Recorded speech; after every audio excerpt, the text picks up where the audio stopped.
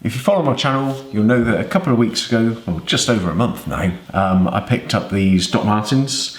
They're the 1460s, the Icon, the classic shiny leather 8-hole boot. So I thought after a month of wear, they're broken in. I thought I'd share some thoughts, talk about the sizing, talk about the experience of breaking them in, and yeah, just give it a little bit update before the traditional sort of 6-month review. So previously, if you follow my channel, I've reviewed extensively the 4Life boots. Now they're really soft, oily leather. They've now been discontinued. They'll be replaced by a boot model called the Hard Life. They weren't in stock, so when I recently needed to replace them, Doc Martens were happy enough to offer these up, which was a great opportunity to try something a bit different. So this is the boot, I guess, that most people will first experience Doc Martens through.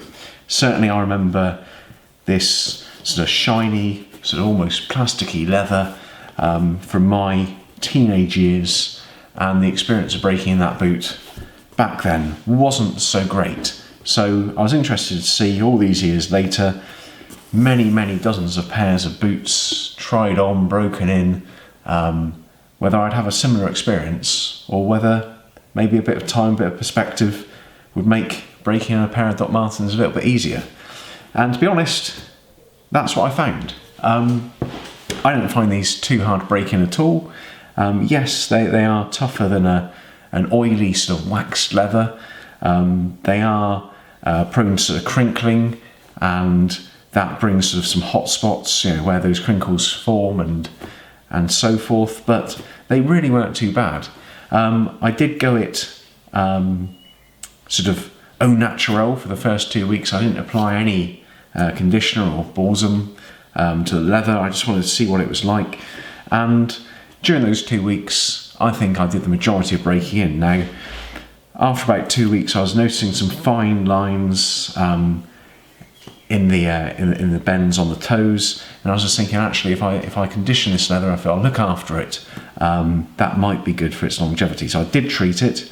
The treatment, the conditioner, doesn't soak in that much. This has got a sort of a fairly impenetrable finish on it. A little bit left on the surface will slowly soak in, but there'll still be plenty to buff off. So a little bit of that did help things out. Certainly on the tongue, I think that helped just tip it over the edge to being nice and soft. And actually the tongue is where the challenge comes, because the tongue is actually sort of quite large. It's got the bellows sides, and in this sort of tough leather, it takes a little bit of time for the tongue to conform. So until the tongue conforms, it's hard to get the boot sort of cinched down tight on your upper foot here. So until you've got that tongue broken in, you do get a bit of slop at the heel cap there, which can lead to a little bit of rubbing. The rubbing isn't really a product of the heel cap, it's a product of the crinkles in the tongue and not being able to tighten that boot quite down as much as like you'd like. But really, that was about it. In general, the boots are good. You know, the quality of the stitching is great.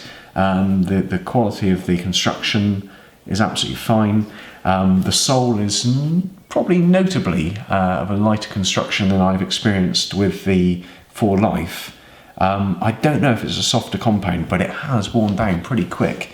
I'm onto a sort of a smooth spot just there, very small smooth spot, still plenty of grip, but I'll be very interested to see how these are doing at 6 months, because I think these are wearing down quicker than previous Doc Martens I've reviewed on my channel. But waterproof, they've had a good soaking, they look good still. The balsam, whilst it might not soak in that much, it does bring them to a nice polish very easily. I'm not sure if I'll be using a coloured polish on these at all, but yeah, I think they're doing really well. One thing that I particularly do like is the laces. good quality, tough, synthetic nylon laces.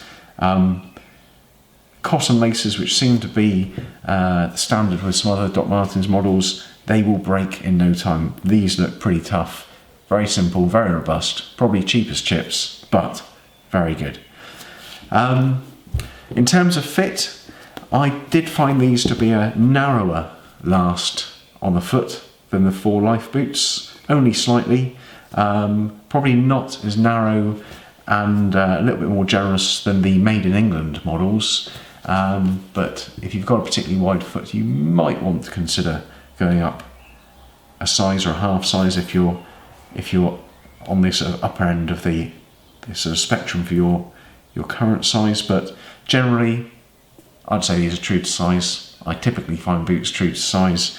I'm a UK 8, these are a UK 8, and yeah, they fit as expected.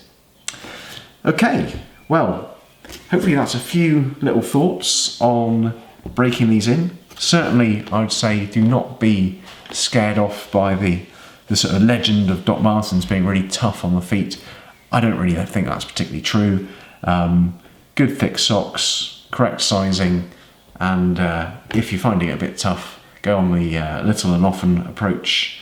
And yeah, great boots. Interested to see how the soles wear.